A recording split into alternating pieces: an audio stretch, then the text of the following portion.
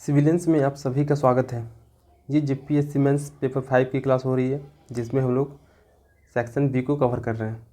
आज की क्लास में हम गरीबी एवं बेरोजगारी को ख़त्म करेंगे। इसका पीडीएफ आपको टेलीग्राम चैनल पर मिल जाएगा और उसका लिंक डिस्क्रिप्शन में दिया हुआ है, आप उसके थ्रू ऐड हो सकते हैं।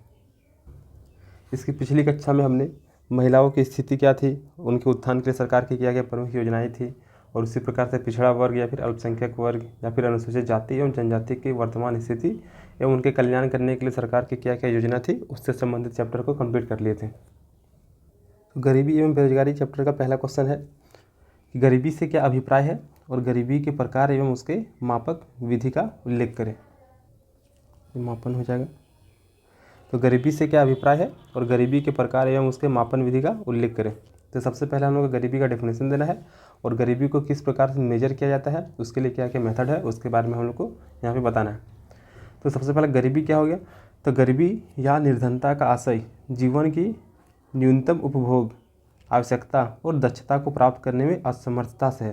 यानी कि जितना भी हम लोग को उपभोग की आवश्यकता है, हम लोग को वो भी अगर प्राप्त नहीं होता है तो हम लोग गरीब कह सकते हैं। या फिर हम लोग बोल सकते हैं कि जब समाज का एक भाग न्यूनतम जीवन स्तर, यानी कि उसको जो जीवन में चाहिए जीने के लिए, उससे भी नीचे का जीवन यापन करने के लिए वह विवश हो जाता है, तो वह स्थिति भी गरीबी कहलाता है। अब गरीबी, यहाँ पे दो प्रकार का गरीबी आता है, एक सापेक्ष गरीबी और एक निरपेक्ष गरीबी। तो सापेक्ष गरीबी में क्या है कि इसमें हम लोग तुलना करके देखते हैं। जैसे कि मेरा पड़ोसी हमसे ज़्यादा अमीर है तो उसके तुलना में हम गरीब हैं, या फिर अगर हम मुकेश अंबानी को ले लेंगे तो उसके तुलना में भी हम गरीब हैं। यानी कि तुलनात्मक यहाँ पे बात किया जाता है। तो सापेक्ष गरीबी तुलनात्मक रूप से देखी जाती है, अर्थात कोई व्यक्ति अपने आप को इसलिए गरीब समझता है क्योंकि दूसरा व्यक्ति उसके तुलना में अधिक ज़्यादा धनवान है, और इसे लॉरेंज वक्र विधि तथा गिनी गुणांक विधि से मापा जाता है। लॉरेंज वक्र किसी दिए गए वितरण में असमानता को दर्शाता है। अभी गिनी गुणांक क्या है और लॉरेंज वक्र क्या है, इसको इसी क्वेश्चन में हम लोग आगे बढ़ेंगे। तो सापेक्ष गरीबी में क्या हो गया, तुलनात्मक रूप से देखा जाता है कि किसी अन्य व्यक्ति की तुलना में हम गरीब हैं। निरपेक्ष गरीबी क्या है, तो इसमें हम वो सारी चीज़ों को देखते हैं जो जीवन जीने के लिए आवश्यक है लेकिन उसकी पूर्ति अगर नहीं होती है। जैसे कि हो गया कि निरपेक्ष गरीबी न्यूनतम आवश्यकताओं की पूर्ति के रूप में देखी जा सकती है। जैसे कि शिक्षा हो गया, अगर शिक्षा से वंचित है, हमारे पास रहने के लिए घर नहीं है, खाने के लिए भोजन नहीं है, पहनने के लिए वस्त्र नहीं है, तो हम लोग कहलाएंगे निरपेक्ष गरीबी, मतलब कि हम लोग निरपेक्ष गरीबी से जूझ रहे हैं। निरपेक्ष गरीबी के प्रतिमान का उपयोग सर्वप्रथम FAO के प्रथम महानिदेशक R पयार्ड 1945 में किया था, और भारत में निरपेक्ष रूप से गरीबी माप की जाती है। इस आधार पर निर्धारित किए गए न्यूनतम उपभोग व्यय को निर्धनता रेखा कहा जाता है। इस न्यूनतम निर्धनता स्तर से कम व्यय करने वाले व्यक्ति को BPL अथवा गरीब कहा जाता है।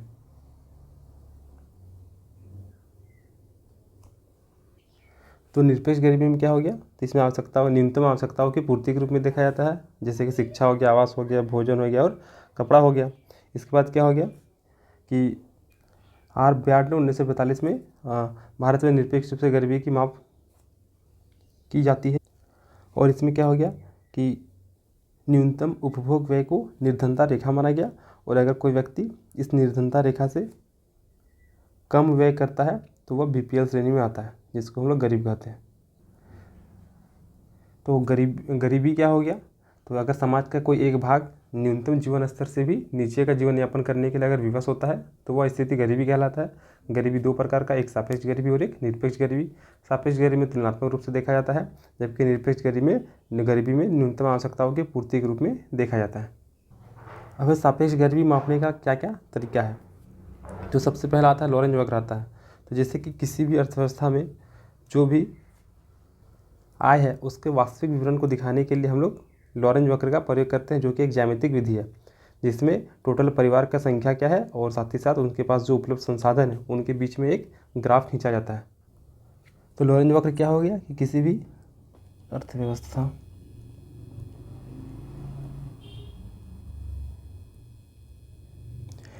अर्थव्यवस्था में आय के वास्तविक विवरण को दर्शाने के लिए जिस वक्र का प्रयोग किया जाता है उसे लॉरेंज वक्र कहते हैं, और यह समाज में आय के आर्थिक वितरण व आर्थिक विषमता की माप हेतु एक ज्यामितीय विधि है, और जिसमें परिवार की संख्या के संचयी प्रतिशत और परिवार के पास उपलब्ध संसाधनों के संचय प्रतिशत के मध्य एक ग्राफ खींचा जाता है। और इसे सन 1905 में मैक्स लॉरेंज द्वारा विकसित किया गया था। इस वक्र का प्रत्येक बिंदु उन परिस्थितियों या व्यक्तियों को प्रदर्शित करता है जो एक निश्चित आय प्रतिशत से नीचे है। जैसे कि इसको ऐसा समझते हैं,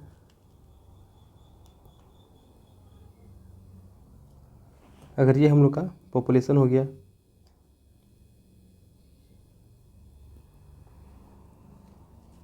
और इधर हो गया हम लोग का इनकम हो गया। अब क्या है कि अगर 10% आबादी के पास 10% अगर इनकम है, 20% आबादी के पास 20% इनकम है, और इसी प्रकार से 30% आबादी के पास अगर 30% इनकम है, तो हम लोग को एक स्ट्रेट लाइन मिलता है इस प्रकार से। इसको हम लोग लाइन ऑफ इक्वलिटी बोलते हैं।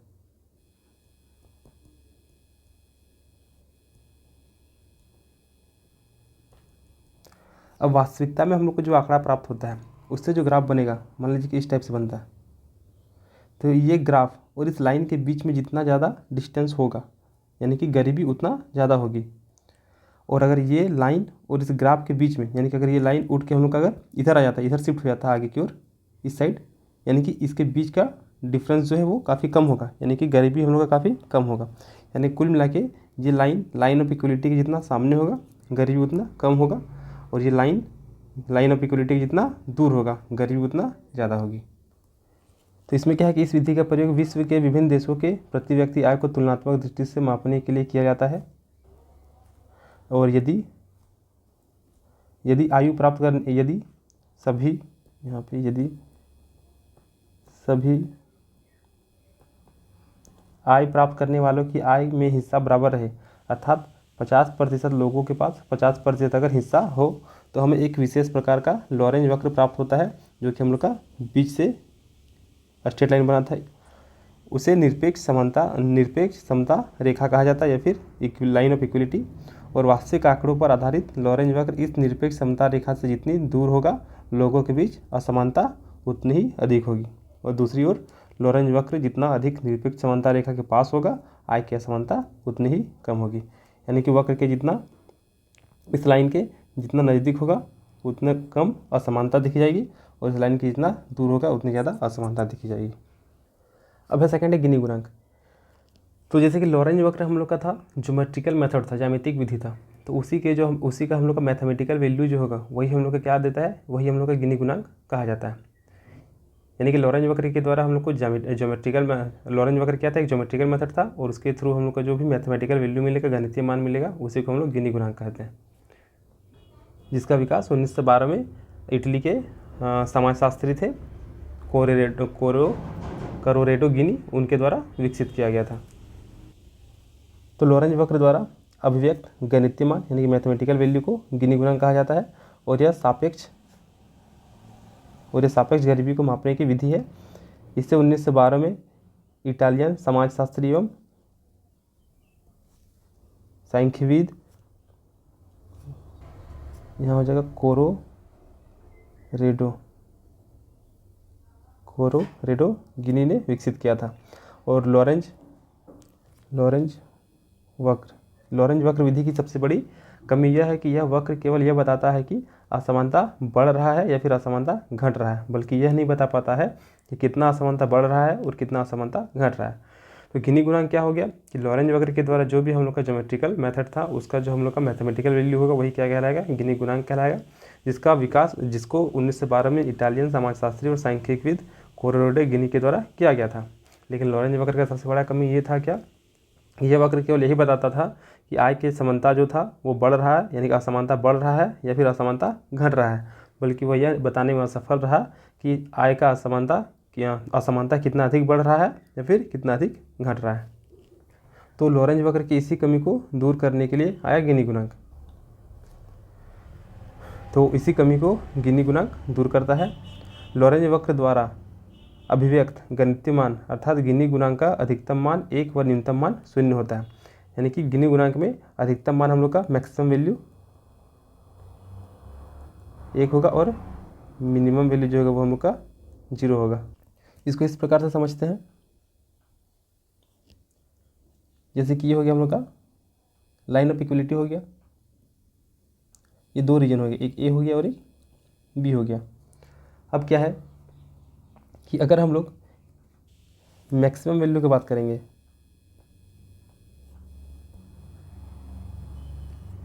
तो इसमें क्या हो जाएगा, इसका फॉर्मूला है ए बाय ए प्लस बी। तो मैक्सिमम वैल्यू मतलब एक होगा, क्योंकि ये जो ग्राफ है इसका वैल्यू 0 से लेके 1 के बीच में रहता है, तो एक हो जाएगा हम लोग का मैक्सिमम वैल्यू हो जाएगा। और अगर एक आ रहा है यानी कि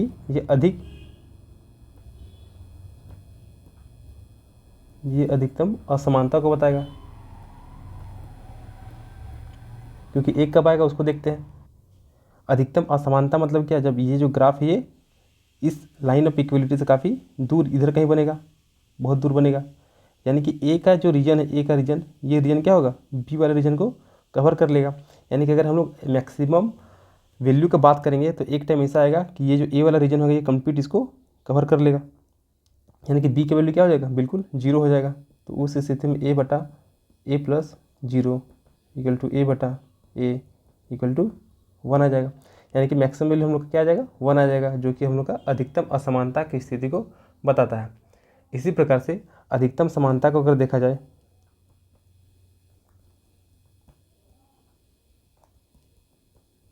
अधिकतम समानता, तो इसमें भी सेम फार्मूला ए बाय ए प्लस बी हो जाएगा। अगर समानता की बात करेंगे तो ये हो गया हम लोग का लाइन ऑफ इक्वलिटी, ये हो गया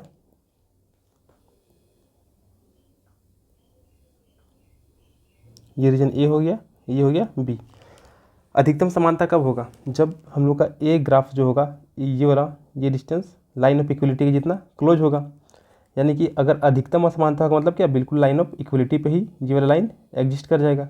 उस स्थिति में ये जो ए का क्षेत्र है वो क्या होगा, पूरी तरीके से ख़त्म हो जाएगा और सिर्फ बी बचेगा। तो इस स्थिति में ए क्या हो जाएगा, 0 हो जाएगा, और 0 बटा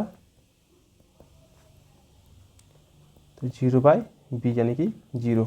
तो अधिकतम समानता की स्थिति में गिनी गुणांक का वैल्यू क्या हो जाएगा, 0 हो जाएगा, और अधिकतम असमानता की स्थिति में गिनी गुणांक का वैल्यू 1 हो जाएगा।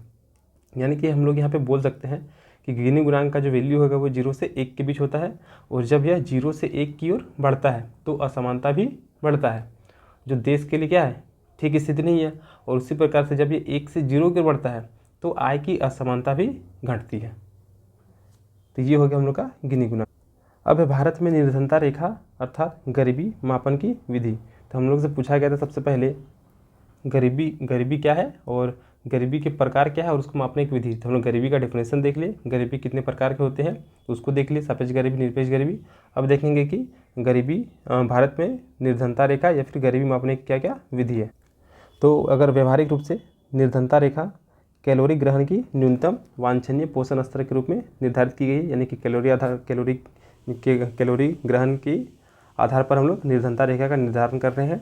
और भारत में गरीबी का आधार पोषण की स्थिति है। Indian council of medical research ने ग्रामीण क्षेत्र में 2435 कैलोरी तथा शहरी क्षेत्र में 2095 कैलोरी की आवश्यकता प्रति व्यक्ति प्रतिदिन बताई है।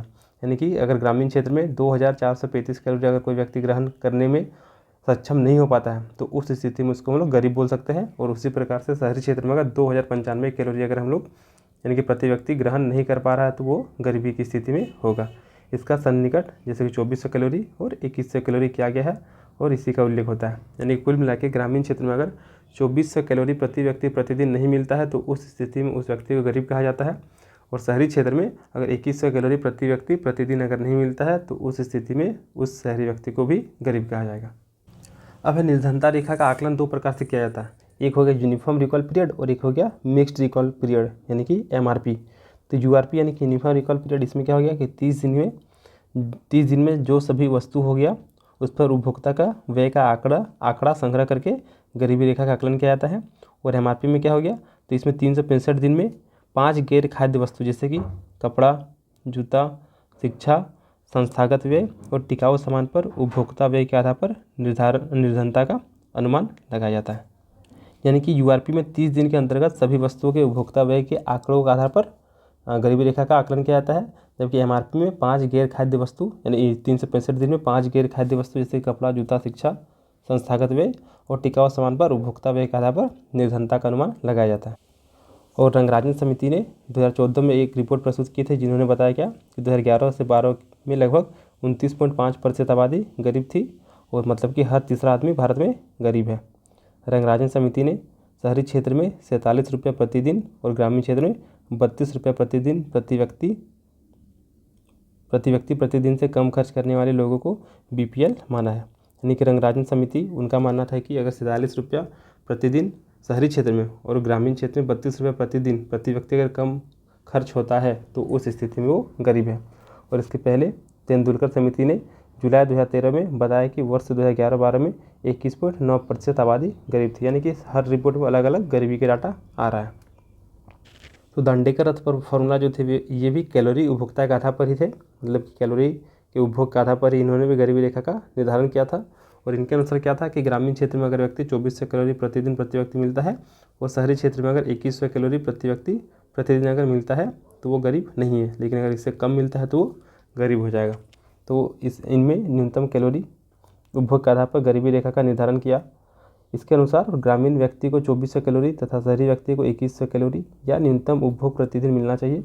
वर्ष 2011-12 में निर्धनता रेखा को ग्रामीण क्षेत्र में 816 रुपये प्रतिमाह का उपभोग एवं शहरी क्षेत्र में 1000 रुपये प्रतिमाह उपभोग को आधार बनाया गया था। यानी कि दांडेकर रथ फॉर्मूला भी कुल मिला के कैलोरी आधार पर ही गरीबी रेखा का निर्धारण कर रहे हैं।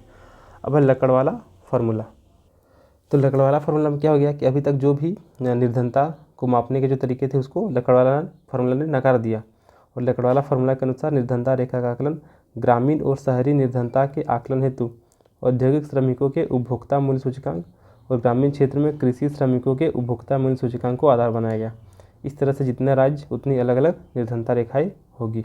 इनके अनुसार कुल मिला के बताया गया क्या जितना राज्य है उनके अनुसार अलग अलग निर्धनता रेखाएं होंगी। अब आता सुरेश तेंदुलकर फार्मूला। तो इन्होंने क्या किया, इन्होंने कैलोरी के स्थान पर प्रति व्यक्ति मासिक उपभोग व्यय को आधार बनाया। तो तेंदुलकर फार्मूला में निर्धनता रेखा का आकलन भोजन में कैलोरी की मात्रा के बजाय प्रति व्यक्ति मासिक उपभोग व्यय के आधार पर किया गया तथा प्रत्येक राज्य में निर्धनता रेखा के लिए शहरी और ग्रामीण क्षेत्रों में प्रति व्यक्ति मासिक उपभोग व्यय अलग अलग निर्धारित किया गया। फिर है विश्व बैंक। तो विश्व बैंक के अनुसार क्या हो गया कि अगर प्रति व्यक्ति प्रतिदिन लगभग $2 से अगर कम आय अर्जित करता है तो उस स्थिति में उसको गरीब कहा जा सकता है। तो वर्ल्ड बैंक के रिपोर्ट 2008 के अनुसार $1.9 लगभग $2 के आसपास से कम दैनिक आय अर्जित करने वाले व्यक्ति गरीब है। तो ये अगर $2 से कम आय हम लोग अगर अर्जित होता है तो हम लोग गरीब होंगे, ऐसा वर्ल्ड बैंक का बोलना है। और 2015 में इस आधार पर भारत में 30% लोग गरीब थे और इस पैमाने के अनुसार अंतर्राष्ट्रीय मानक से नीचे जीवन यापन करने वाली सबसे बड़ी आबादी भारत में ही रहती है। यानी कि वर्ल्ड बैंक ने प्रतिदिन प्रति व्यक्ति $2 आय का बात किया है। सुरेश तेंदुलकर फार्मूला में क्या हो गया कि इन्होंने भोजन में कैलोरी की जगह पर इन्होंने प्रति व्यक्ति मासिक उपभोग का आधार बनाया, जिसमें इन्होंने बताया था क्या कि ग्रामीण क्षेत्र में अगर 32 रुपया से कम और शहरी क्षेत्र में अगर 47 रुपया से कम अगर प्रति व्यक्ति प्रतिदिन अर्जित होता है तो उस स्थिति में वो गरीब है। और लकड़वाला फार्मूला क्या था, तो उन्होंने बताया कि अलग अलग राज्य के लिए अलग अलग निर्धनता रेखाएं होंगी। दांडेकर रथ फार्मूला में क्या आ गया कि अगर प्रति व्यक्ति ग्रामीण क्षेत्र में अगर 2400 कैलोरी प्रतिदिन और शहरी क्षेत्र में अगर 2100 कैलोरी प्रतिदिन से कम अगर उपभोग होता है तो उस स्थिति में वो गरीब होंगे। तो हम लोग का जो क्वेश्चन था कि गरीबी क्या है, गरीबी के प्रकार बताएं और गरीबी को मापने का विधि, तो ये तीनों हम लोग का कंप्लीट हो जाता है और इसके साथ ही ये क्वेश्चन भी हम लोग का कंप्लीट हो जाता है। अब है कि भारत में गरीबी के कारण बतलाएं कि भारत में आखिर गरीबी का क्या कारण है और गरीबी को जड़ से ख़त्म करने के लिए जो भी कार्यक्रम का वर्णन किया गया है इसके सीमित सफलता के कारण को भी स्पष्ट करें। यानी कुल मिला के यहाँ पे भारत में गरीबी का क्या क्या कारण है उसको बताना है। गरीबी को ख़त्म करने के लिए जो भी कार्यक्रम चलाए गए उनके जो सीमित सफलता है उनके बारे में भी हम लोग को बताना है। तो सबसे पहला गरीबी के कारण मुख्य कारण क्या आ जाएगा कि भारत में जनसंख्या काफ़ी तेज़ी से वृद्धि हो रहा है। यहाँ पे आय का वितरण भी क्या है, काफ़ी असमानता है। फिर हो गया क्या, रोजगार का अवसर भी काफ़ी धीरे है, यहाँ पे काफ़ी कम है। फिर हो जाएगा कृषि में उत्पादकता, जैसे कृषि में लोग तो बहुत अधिक लगे हैं, लेकिन अभी भी प्राचीन काल में जैसे कि हल बैल ये सबसे कृषि किया जाता था, उसकी वजह से उत्पादकता में कमी आती है। तो बहुत सारे ऐसे कारण होंगे जिसकी वजह से भारत में गरीबी अभी भी है। गरीबी को ख़त्म करने के लिए सरकार के द्वारा बहुत सारी योजनाएं चलाई गई, जैसे कि संपूर्ण ग्रामीण रोजगार योजना, या फिर स्वर्ण जयंती ग्राम स्वरोजगार योजना हो गया, प्रधानमंत्री ग्रामोदय योजना हो गया, या फिर जैसे भी घर मुहैया कराया गया था, इंदिरा आवास योजना हो गया, झारखंड में अबू आवास योजना चल रहा है। तो ये बहुत सारी योजना है, लेकिन इनके सीमित सफलता के भी बहुत सारे कारण होंगे, जो वो सारा हम लोग इसी क्वेश्चन पे पढ़ेंगे। तो भारत में गरीबी एक ऐतिहासिक विरासत भी मानी जाती है, जो अंग्रेजी काल की देन है, परंतु आज़ादी के बाद गरीबी उन्मूलन के कई प्रयासों के बावजूद भी गरीबी दर में वृद्धि जारी रही है, जिसके लिए निम्न कारक अनिवार्य माने जाते हैं। यानी कि ऐसा बताया जा रहा है कि जो गरीबी है वो अंग्रेजी काल से ही है, यानी कि वो हम लोग का एक ऐतिहासिक विरासत है, लेकिन इसको दूर करने के लिए बहुत सारे कारक हैं जिसको हम लोग अनिवार्य मान सकते हैं। जैसे कि सबसे पहला आ जाएगा, जनसंख्या में तेज गति से वृद्धि हो गया। यानी कि भारत का जनसंख्या इतना अधिक हो गया है कि अगर ये बहुत कम प्रतिशत के दर से भी अगर जनसंख्या अगर बढ़ा रहे हैं तो भी वो एक बहुत बड़ा डाटा हम लोग के सामने आ जाता है। तो भारत में जनसंख्या बहुत अधिक है। विश्व की कुल जनसंख्या का लगभग 16.5% भाग भारत में रहता है, और अर्थात विश्व का हर छठा व्यक्ति भारतीय है। इसके विपरीत विश्व की कुल भूमि का मात्र 2.4% भारत के हिस्से में आया है।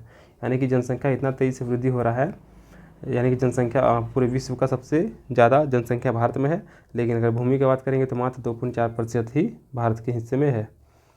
कृषि की निम्न उत्पादकता, तो वैकल्पिक व्यवसाय के अभाव में बढ़ती हुई जनसंख्या का भार कृषि पर पड़ता है। अन्य काम नहीं मिल रहा तो व्यक्ति कृषि पर लग जा रहा है। खेतों का उपखंडन और उपविभाजन आरंभ हो जाता है। अब क्या है कि जैसे कि हम लोग को देखा जाता है कि हम लोग का 1 एकड़ खेत है, अगर 2 भाई है तो उसमें हम लोग का आधा आधा खेत बटारा हो जाता है। अब 2 भाई का फिर से बच्चा होगा, अब फिर से वो खेत वो लोग में बटारा होगा, यानी कि खेत का आकार धीरे धीरे छोटा होते जा रहा है। कृषि के लिए पुरानी और अप्रचलित विधियों का प्रयोग किया जा रहा है। अभी भी हम लोग हल और बैल का ही प्रयोग करके कृषि कर रहे हैं। इसके परिणाम स्वरूप कृषि उत्पादकता घटती जाती है और आय का स्तर भी घटने लगता है, जिससे कि हम लोग का कृषि उत्पादकता भी घटता है और आय भी घटता है। फिर अप्रयुक्त प्राकृतिक संसाधन, तो देश में प्राकृतिक संसाधनों की प्रचुरता है, लेकिन पूंजी का अभाव, उपक्रम की कमी तथा तकनीकी ज्ञान की उपलब्धता न होने के कारण देश में संसाधनों का पूर्ण उपयोग नहीं हो पाता, अतः कुल उत्पादन कम रहता है। हम लोग पिछले चैप्टर में एक क्वेश्चन भी किए थे कि भारत में प्राकृतिक संसाधन तो बहुत अधिक है, जैसे कि प्रादीप पठार साइड में बहुत सारे खनिज हैं, लेकिन उनको निकालने के लिए हम लोग के पास तकनीक नहीं है, और उस तकनीक को लाने के लिए हम लोग को बहुत अधिक विदेशी पूंजी की आवश्यकता पड़ती है, जिसकी वजह से हम लोग को विदेशी तकनीक और विदेशी पूंजी पर निर्भर रहना पड़ता है। तो वही बात किया गया यहाँ पे भी। फिर आय के वितरण में असमानताएं, तो ऐसा हो गया कि हम लोग पिछला चैप्टर में पढ़े थे कि कुछ लोगों के पास मतलब कि जो साधन संपन्न व्यक्ति है वे और भी अधिक संपन्न होते चले जा रहे हैं, और जो गरीब व्यक्ति है वे और भी अधिक गरीब होते चले जा रहे हैं। यानी कि दोनों के बीच का जो डिफरेंस है, जो खाई है, वो और भी अधिक बढ़ते चला जा रहा है। यानी कि अमीर व्यक्ति और अधिक अमीर हो रहा है, गरीब व्यक्ति और अधिक गरीब हो रहा है। तो उत्पादन के संसाधनों तथा आय का समान वितरण भी गरीबी के लिए उत्तरदायी है। संपत्ति का चंद हाथों में केंद्रीकरण हो गया है और स्वभावतः इन्हें अपार आय प्राप्त होती है, जबकि अधिकांश लोग को गरीबी की रेखा से नीचे रहना पड़ता है। फिर रोजगार अवसरों में धीमी वृद्धि, तो गरीबी का एक प्रमुख कारण बेरोजगारी है, और बेरोजगारी का अर्थ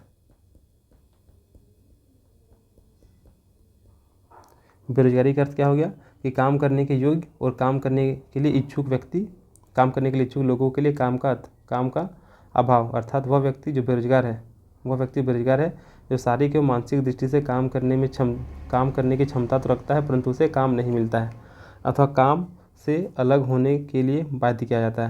यानी कुल मिला के रोजगार अवसर में काफ़ी धीमी वृद्धि हो रही है, इसकी वजह से भी गरीबी और बेरोजगारी काफ़ी अधिक देखा जा रहा है। बेरोजगारी क्या हो गया, तो वैसे व्यक्ति जो काम तो करना चाहते हैं, काम करने के योग्य भी हैं, लेकिन उसके बावजूद भी उनको काम नहीं मिल रहा है। अब सामाजिक कारण, तो सामाजिक कारण भी बहुत सारे हैं, जैसे कि भारत में सबसे पहला कि सामाजिक ढांचा भी गरीबी का महत्वपूर्ण कारण है। जैसे कि देश में व्यापक अशिक्षा व्याप्त है, लोग अंधविश्वास पर काफ़ी अधिक विश्वास करते हैं, भाग्य पर विश्वास करते हैं और प्राचीन दृष्टिकोण में आस्था रखते हैं। उनका परिश्रम की बजाय भाग्य में अधिक विश्वास है। लोग परिश्रम करते हैं, सक्सेस नहीं होते हैं तो सब भाग्य पर जिम्मा सौंप देते हैं। और लोग व्यर्थ के सामाजिक रीति रिवाज जैसे कि विवाह, मृत्यु भोज, मुंडन संस्कार, ये सब में बड़ी मात्रा में धन खर्च करते हैं। यानी कि एक शादी करने के लिए लोग अपनी ज़िंदगी भर का कमाई उसमें लगा देते हैं, जिससे कि हम लोग को कोई बेनिफिट नहीं मिलने वाला। तो ये सब भी बहुत सारे सामाजिक कारण है। या फिर कोई अगर डेथ करता है तो उसके लिए बहुत ही फालतू का खर्च कर दिया जाता है। तो ये सभी बहुत सारे सामाजिक कारण हैं जिसकी वजह से गरीबी कंटिन्यू बना है और भी अधिक व्यक्ति इन सारे रीतियों की वजह से गरीब हो जा रहे हैं।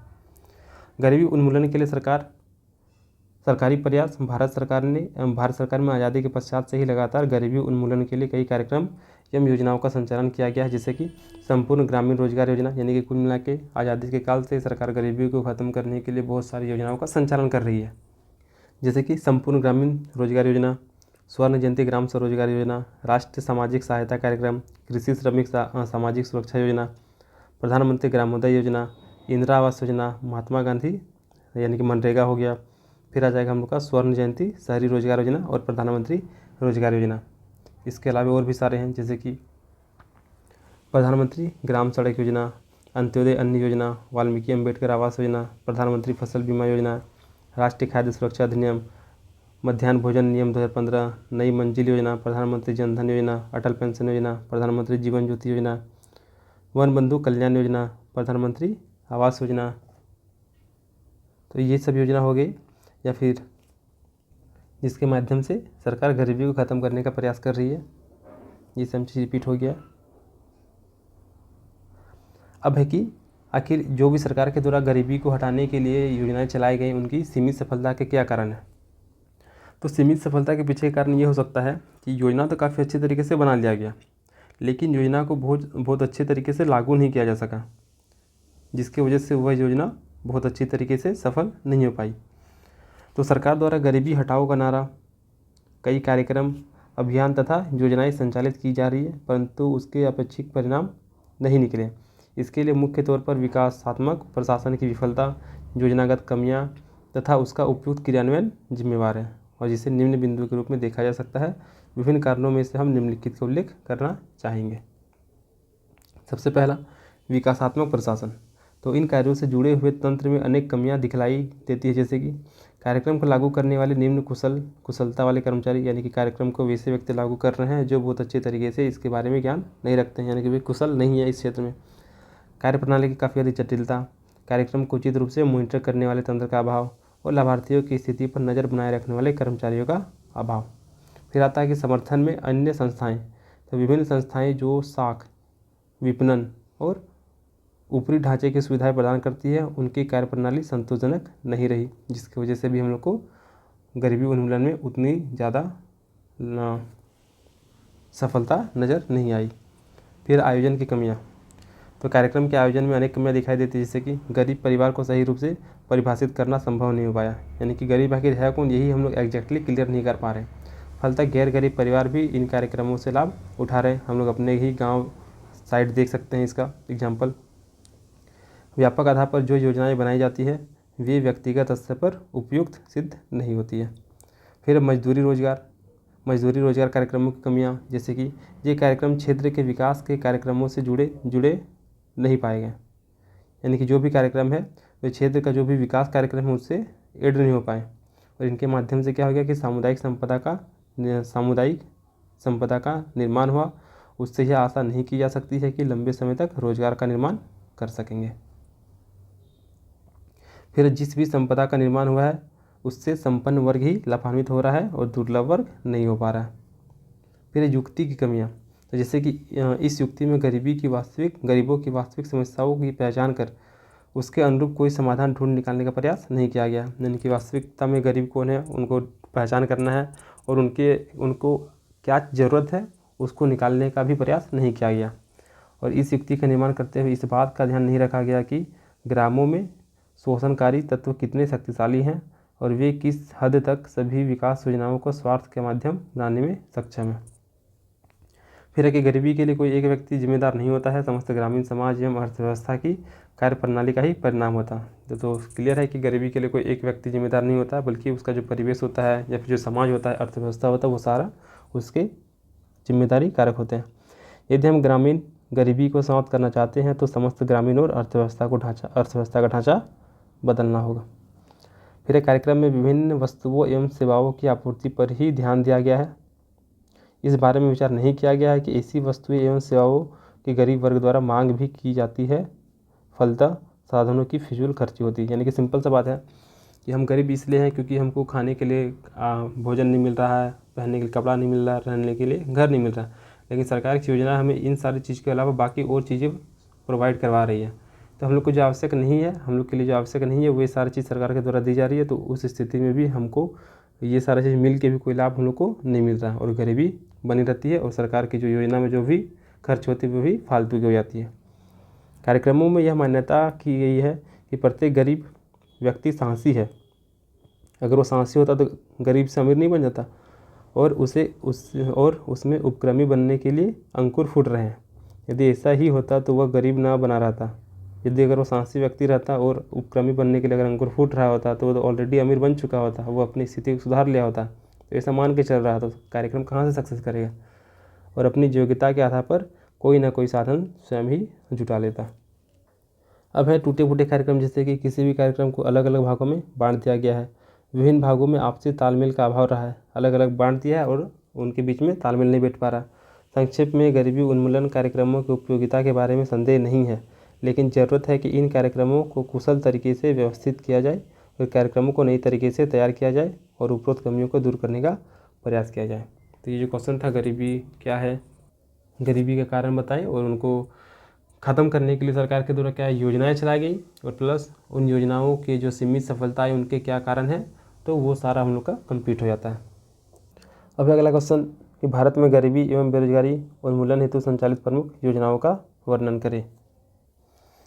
तो भारत सरकार एवं राज्य सरकारें भारत में गरीबी उन्मूलन तथा बेरोजगारी की चुनौती के समाधान हेतु कई योजनाएं संचालित कर रही है और इस योजनाओं के अपेक्षित परिणाम भी सामने आ रहे हैं।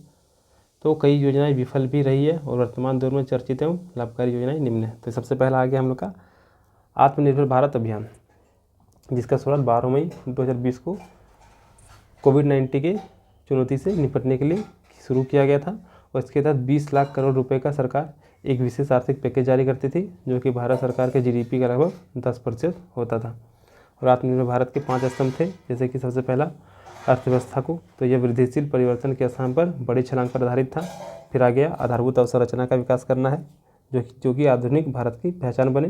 तीसरा आ जाएगा प्रौद्योगिकी, तो ऐसे सिस्टम जो 21वीं सदी में प्रौद्योगिकी संचालित व्यवस्थाओं पर आधारित हो। चौथा आ जाएगा गतिशील जनसांख्यिकी, जो आत्मनिर्भर भारत के लिए ऊर्जा का स्रोत बने। और 5वां आ जाएगा मांग, तो भारत की मांग और आपूर्ति श्रृंखला की पूरी क्षमता का उपयोग किया जाना चाहिए। इस अभियान के लिए 4 L, जो कि है क्या, L फॉर लैंड, फिर लेबर, फिर लिक्विडिटी और फिर लॉ, यानी कि भूमि, श्रम, तरलता और कानून प्रक्रिया में सुधार की जाएगी। और वोकल फॉर लोकल का नारा भी प्रधानमंत्री ने दिया था। इस अभियान का प्रमुख मुख्य बिंदु क्या हो जाएगा, तो MSME सहित व्यवसायों के लिए 3 लाख करोड़ रुपए की आपातकालीन कार्यशील पूंजी सुविधा दिया जाएगा। फिर हो जाएगा कि कर्ज बोझ से दबे MSME के लिए 20,000 करोड़ रुपए का अप्रधान ऋण दिया जाएगा। फिर रह जाएगा MSME फंड, अब फंड्स के माध्यम से 50,000 करोड़ रुपए की इक्विटी सुलभ कराई जाएगी। फिर MSME की नई परिभाषा यहाँ पर दिया गया। MSME के लिए अन्य उपाय भी किए गए और 200 करोड़ रुपए तक की सहकारी निविदाओं के लिए कोई वैश्विक निविदा नहीं है। फिर है व्यावसायिक और संगठित कामगारों के लिए कर्मचारी भविष्य निधि सहायता, और आ जाएगा HFC के लिए 30,000 करोड़ रुपए की विशेष तरलता योजना। फिर एक राशन कार्ड योजना हो जाएगा। कैंपा फंड का उपयोग करते हुए रोजगार के सृजन के लिए 6,000 करोड़ रुपए दिया गया। नाबार्ड के माध्यम से किसानों के लिए 30,000 करोड़ रुपए के अतिरिक्त आपातकालीन कार्यशील पूंजी दिया गया।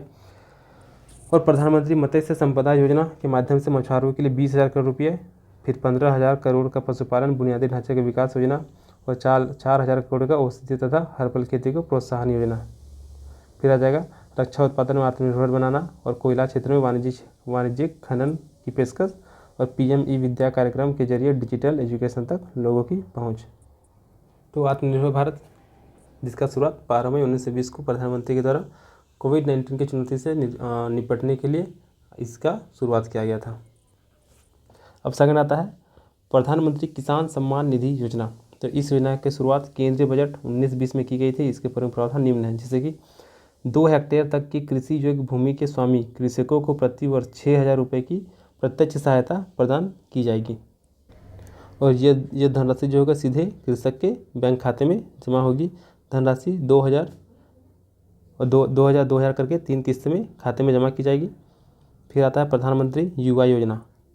तो यह योजना कौशल विकास एवं उद्यमिता मंत्रालय की पहल है। इसके अंतर्गत मंत्रालय 5 वर्षों यानी कि 2016 से 17, फिर 2016 से 17 से लेकर 2021 की अवधि में 49,994 करोड़ की परियोजना लागत से 3,050 संस्थाओं के माध्यम से 7 लाख से अधिक प्रशिक्षुओं को उद्यमशीलता प्रशिक्षण और शिक्षा उपलब्ध कराएंगे। और हो जाएगा क्या, मेसिव ओपन ऑनलाइन कोर्सेज के माध्यम से उच्च शिक्षा में 200 संस्था, 300 स्कूल, 500 ITIs और 50 उद्यमिता विकास केंद्र प्रधानमंत्री युवा योजना के अधीन शामिल किया जाएगा। यानी कि प्रधानमंत्री युवा योजना में युवाओं को स्किल सिखाने के बाद किया जा रहा है। यह योजना सूचना और संरक्षण नेटवर्क, क्रेडिट इनक्यूबेटर और एक्सीलेटर तक आसान पहुंच और युवाओं के लिए एक मार्ग का सृजन करने में सहायता प्रदान करेगी। और प्रधानमंत्री युवा योजनाओं में उद्यमशीलता शिक्षा सिखाने की राष्ट्रीय और अंतर्राष्ट्रीय सर्वोत्तम प्रक्रिया शामिल है। फिर आता है प्रधानमंत्री रोजगार सृजन कार्यक्रम। तो इसके अंतर्गत क्या हो जाएगा कि यह योजना ग्रामीण रोजगार सृजन कार्यक्रम एवं प्रधानमंत्री रोजगार योजना के विलय के पश्चात 15 अगस्त 2008 से प्रारंभ की गई है। यानी कि ग्रामीण रोजगार सृजन कार्यक्रम और प्रधानमंत्री रोजगार योजना दोनों को मर्ज कर दिया गया और 15 अगस्त 2008 से प्रधानमंत्री रोजगार सृजन कार्यक्रम का शुरुआत किया गया। और इस योजना के अंतर्गत विनिर्माण क्षेत्र के लिए 25 लाख एवं सेवा क्षेत्र के लिए 10 लाख की क्रेडिट सीमा या ऋण सीमा है। इसके अंतर्गत शहरी क्षेत्र हेतु क्रमशः 25% व 35% है। और प्रधानमंत्री रोजगार सृजन कार्यक्रम में केंद्रीय क्षेत्र की योजना होगी जिसके प्रबंधन सूक्ष्म लघु और मध्यम मंत्रालय यानी कि MSME मंत्रालय द्वारा किया जा रहा है। इस योजना का क्रियान्वयन ग्रामीण क्षेत्रों में खादी एवं ग्रामोद्योग आयोग एवं शहरी क्षेत्र में जिला उद्योग केंद्र द्वारा किया जा रहा है। फिर महात्मा गांधी राष्ट्रीय ग्रामीण रोजगार गारंटी अधिनियम। तो महात्मा गांधी राष्ट्रीय ग्रामीण रोजगार गारंटी अधिनियम ये क्या हो गया, तो नेशनल रूरल एम्प्लॉयमेंट गारंटी यानी कि नरेगा जो कि 2005 को पारित हुआ था और तथा 2 फरवरी 2006 को इसकी शुरुआत प्रधानमंत्री द्वारा आंध्र प्रदेश के बंदापाली से की गई थी। 2 अक्टूबर 2009 को इसका नाम बदलकर महात्मा गांधी राष्ट्रीय ग्रामीण रोजगार गारंटी अधिनियम कर दिया गया। और शुरू में यह योजना 200 जिले में लागू की गया था, लेकिन इस समय में यह देश में सभी जिलों में लागू है। वो यानी कि वर्तमान में यह यानी कि मनरेगा जो है वर्तमान में पूरे देश में लागू है। इस योजना के अंतर्गत हर ग्रामीण परिवार के सक्षम और इच्छुक व्यक्ति को साल में 100 दिनों का काम दिया जाता है और काम के बदले अनाज कार्यक्रम को अब राष्ट्रीय ग्रामीण रोजगार गारंटी योजना में समाहित कर दिया गया। फिर स्वर्ण जयंती ग्रामीण स्वरोजगार योजना जो कि हम लोग का पहले से चला आ रहा, तो पूर्व से चल रही 6 योजनाओं का विलय करके जैसे कि एकीकृत ग्रामीण विकास योजना, ट्राइसेम ग्रामीण महिला एवं बाल उत्थान योजना, 10 लाख कूप योजना, उन्नत टूल किट योजना तथा गंगा कल्याण योजना, इन 6 योजनाओं को मर्ज करके स्वर्ण जयंती ग्रामीण स्वरोजगार योजना का शुरुआत किया गया। 1 अप्रैल 1999 से आरंभ की गई इस योजना का उद्देश्य ग्रामीण क्षेत्र में स्वरोजगार को प्रोत्साहित करना है। इस योजना का उद्देश्य यह है कि जिस ग्रामीण गरीब को सहायता दी जाए वह 3 वर्षों में गरीबी रेखा के ऊपर आ जाए। यानी कि इसका लाभ जो भी व्यक्ति को मिलेगा ऐसा टारगेट रखा गया है कि 3 वर्षों में गरीबी से बाहर आ जाएंगे। यह योजना एक ऋण एवं सब्सिडी योजना थी। इस योजना को वर्ष 2011 से राष्ट्रीय ग्रामीण आजीविका मिशन के रूप में पुनर्गठित कर दिया गया।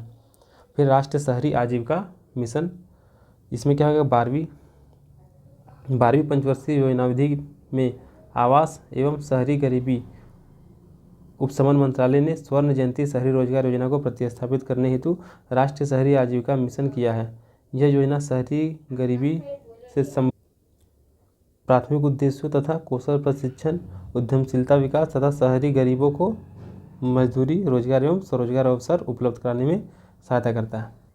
अब राष्ट्रीय ग्रामीण आजीविका मिशन, तो इसका शुरुआत 3 जून 2011 को राजस्थान के बांसवाड़ा जिले से किया गया था, जिसका उद्देश्य क्या था कि 2024 से 25 तक सभी ग्रामीण परिवारों को संगठित करना है और उन्हें लगातार संपोषित करना और सहायता देना है जब तक कि वे दयनीय गरीबी से ऊपर नहीं जाते हैं। इस मिशन के तहत ग्राम स्तर पर स्वयं सहायता समूह का गठन किया गया। फिर है वन बंधु कल्याण योजना। तो केंद्र जनजातीय मामले के मंत्रालय ने 28 अक्टूबर 2014 को वन बंधु कल्याण योजना की शुरुआत की। इस योजना का उद्देश्य अनुसूचित जनजाति के लोगों के जीवन स्तर को ऊंचा करना है। इस योजना में आदिवासी बहुल राज्यों में पायलट प्रोजेक्ट के रूप में आरंभ किया गया था और कार्यक्रम के अंतर्गत प्रत्येक प्रखंड को कल्याणकारी योजना के तहत 10 करोड़ रुपये प्रदान किया जाना है। इसके माध्यम से आधारभूत संरचना जैसे कि हो गया सड़क हो गया, रेलवे हो गया, पानी की सुविधा होगी, बिजली की सुविधा होगी या फिर सार्वजनिक भवनों का निर्माण उन क्षेत्रों में किया जाना है जहाँ 33% से अधिक लोग अनुसूचित जनजाति से संबंधित हैं। फिर आ गया हम लोग का स्वच्छ भारत अभियान, जो कि 2014 में शुरू किया गया था। गांधी जयंती के दिन 2 अक्टूबर 2014 को प्रधानमंत्री नरेंद्र मोदी ने स्वच्छ भारत अभियान को शुरुआत की और इस योजना का आरंभ करने की चर्चा प्रधानमंत्री ने 15 अगस्त 2014 को लाल किले से स्वतंत्रता दिवस के अवसर पर की थी। प्रधानमंत्री नरेंद्र मोदी ने दिल्ली स्थित वाल्मीकि बस्ती में स्वयं झाड़ू लगाकर स्वच्छ भारत अभियान का आरंभ किया। इस योजना के तहत वर्ष 2019 तक स्वच्छ भारत के संकल्प को पूरा किया जाना था। अब है मेक इन इंडिया कार्यक्रम। तो मेक इन इंडिया अभियान में क्या हो गया, इसकी शुरुआत 25 सितंबर 2014 को नई दिल्ली के विज्ञान भवन से प्रधानमंत्री नरेंद्र मोदी के द्वारा किया गया था और इस अभियान का उद्देश्य क्या था कि निवेश को बढ़ावा देना है और साथ ही साथ नवाचार को भी प्रोत्साहित करना है, जिसमें स्किल डेवलपमेंट के साथ साथ विनिर्माण को भी नई ऊंचाई तक ले जाना है। फिर दीनदयाल उपाध्याय अंत्योदय योजना। तो इसकी शुरुआत 25 सितंबर 2014 को शहरी तथा ग्रामीण गरीबों के लिए दीनदयाल उपाध्याय अंत्योदय योजना की शुरुआत किया गया था, जो कि केंद्र संपोषित योजना है और इस योजना में शहरी क्षेत्र में गरीबी उन्मूलन के लिए पृथक कार्यक्रमों का समन्वय है। शहरी क्षेत्र के लिए आरंभ इस योजना में स्वरोजगार तथा कौशल विकास को केंद्र में रखा गया, जबकि ग्रामीण क्षेत्र के लिए दीनदयाल उपाध्याय ग्रामीण कौशल योजना को इसमें जोड़ा गया। इसके साथ ही गरीबी और बेरोजगारी को ख़त्म करने के लिए सरकार के द्वारा जो भी योजनाएं चलाई जा रही वे सारी योजना हम लोग का कंप्लीट हो जाता है। अब है कि भारत में बेरोजगारी के कारण बताएं। बेरोजगारी को दूर करने के लिए विभिन्न पंचवर्षीय योजना के दौरान किए गए प्रयासों का उल्लेख करें। तो सबसे पहले बेरोजगारी का क्या कारण है भारत में वो बताना है और इनको दूर करने के लिए पंचवर्षीय योजना में क्या क्या किए गए उनके बारे में हम लोग को उल्लेख करना है। तो देश में बेरोजगारी के लिए बहुत से कारण जिम्मेदार हैं। इन्हें हम आंतरिक और बाह्य कारणों में बांट सकते हैं। जैसे आंतरिक कारण क्या हो गया, जैसे कि श्रमिक का स्वभाव, शारीरिक, मानसिक व नैतिक कमियां हो गया और प्राय एक व्यक्ति अपनी इच्छा के बावजूद अपनी शारीरिक मानसिक कमजोरियों या दोषपूर्ण शिक्षा एवं प्रशिक्षण आदि के कारण काम पाने में असमर्थ रहता, यानी कि काम तो करना चाहते हैं लेकिन वे शारीरिक रूप से या फिर मानसिक रूप से या फिर शैक्षणिक रूप से सही नहीं होते हैं, जिसकी वजह से उनको काम नहीं मिल पाता है और परिणाम स्वरूप वह बेरोजगार रहते हैं। फिर आता है इन परिस्थितियों में बेरोजगारी आंतरिक कारणों का नतीजा होता है। बेरोजगारी के बाहरी कारण भी बहुत से होते हैं, जैसे कि श्रम बाजार में उतार चढ़ाव होना, मंदी के दिनों में व्यावसायिक क्रिया एवं न्यूनतम स्तर पर होती है और बेरोजगारी बढ़ती है, किंतु दूसरी ओर तेजी से व्यावसायिक क्रियाओं का विस्तार होता है और इस समय बेकारी की मात्रा घटने लगती है। मंदी की ऐसी अवधि विभिन्न कारणों से आती है जिन्हें व्यापार चक्र के सिद्धांत द्वारा स्पष्ट किया था। यानी कि बेरोजगारी के बहुत सारे कारण हैं, जिसमें से आंतरिक कारण भी हो गए और बाह्य कारण भी आ गए। अब है कि बेरोजगारी तो इसके अलावा भारत में बेरोजगारी मूलतः ढांचागत है। इसके लिए निम्नलिखित प्रमुख कारण उत्तरदायी हैं। सबसे पहला, अर्थव्यवस्था की विकास गति का धीमा होना। अगर अर्थव्यवस्था धीरे धीरे अगर विकास हो रहा है तो बेरोजगारी अपने आप उत्पन्न होगी। जनसंख्या काफ़ी अधिक मात्रा में बढ़ रही है। श्रम शक्ति की पूर्ति में तीव्र वृद्धि होना। उद्योग और सेवा क्षेत्र में रोजगार के अवसर की पर्याप्त वृद्धि ना होना। फिर औद्योगिक उत्पादन में श्रम प्रधान तकनीक की जगह पूंजी प्रधान तकनीक को अपनाना हो गया। ग्रामीण क्षेत्र में कुटीर व लघु उद्योगों का अपर्याप्त, यानी कि जो भी MSME बहुत ज़्यादा रोजगार देता है उसका सही तरीके से विकास नहीं हो पा रहा। फिर कुटीर और लघु उद्योगों का अपर्याप्त विकास हो गया। अनुपयुक्त शिक्षा प्रणाली हो गया, यानी कि पढ़ाई तो कर रहे हैं लेकिन रोजगार मिलेगा उससे कोई गारंटी नहीं है हम लोग का। सरकार की दोषपूर्ण रोजगार नीति, ये तो है ही खैर। अभी की बेरोजगारी निवारण संबंधी सरकारी नीति और कार्यक्रम क्या है। तो जिन आर्थिक विकास मॉडलों का पंचवर्षीय योजना का आधार बनाया गया है उससे बेरोजगारी के विभिन्न रूपों के अनुसार सरकारी नीति को बहुमुखी बनाने का प्रयास किया गया है। बेरोजगारी की बढ़ती संख्या और श्रम शक्ति में शामिल होने वाले नए लोगों की स्थिति से निपटने के लिए रोजगार के अवसरों को पैदा करना एक चुनौतीपूर्ण कार्य है। भारत में बेरोजगारी उन्मूलन के संदर्भ में प्रयासों की शुरुआत चौथी पंचवर्षीय योजना से मानी जाती है, क्योंकि तीसरी पंचवर्षीय योजना तक बेरोजगारी की समस्या हल करने का कोई विशेष प्रयास नहीं था। यानी कि बेरोजगारी को ख़त्म करने के लिए जो प्रयास था वो चौथी पंचवर्षीय योजना से किया जा रहा। तो देखते हैं क्या क्या है। तो चौथी पंचवर्षीय योजना में सरकार ने बेरोजगारी की समस्या और इसे दूर करने के उपाय सुझाने के लिए एम भगवती समिति का गठन किया और इसने अपनी रिपोर्ट 1973 में दी। यानी कि चौथी पंचवर्षीय योजना में एम भगवती समिति का गठन किया गया, जो कि बेरोजगारी की समस्या को दूर करने के उपाय बताएंगे, जिन्होंने अपना रिपोर्ट 1973 में प्रस्तुत की। फिर है पाँचवीं पंचवर्षीय योजना। तो इस समिति के सुझाव, यानी कि जो एम भगवती समिति थे, उनके सुझाव के आधार पर रोजगार को बढ़ावा देने के लिए विशिष्ट रोजगार कार्यक्रम को अपनाया गया तथा स्वरोजगार के अवसर पैदा करने पर ध्यान दिया गया। फिर छठी पंचवर्षीय योजना। तो छठी पंचवर्षीय योजना में रोजगार नीति के 2 उद्देश्य प्रस्तुत किए गए, जिसमें अल्प रोजगार और दीर्घकालीन बेरोजगारी की समस्या को कम करना था। फिर कृषि, लघु व कुटीर उद्योग तथा सहायक गतिविधियों में स्वरोजगार के अवसर को बढ़ाने पर भी इसमें बल दिया गया। फिर सातवीं पंचवर्षीय योजना। तो सातवीं पंचवर्षीय योजना में रोजगार की दृष्टि से कृषि क्षेत्र को सर्वाधिक महत्व दिया गया और अतिरिक्त रोजगार के लिए ग्रामीण क्षेत्रों में सिंचाई सुविधाओं का विस्तार तथा पशुपालन, डेयरी व सामाजिक वानिकी को भी बढ़ावा दिया गया। फिर आठवीं पंचवर्षीय योजना।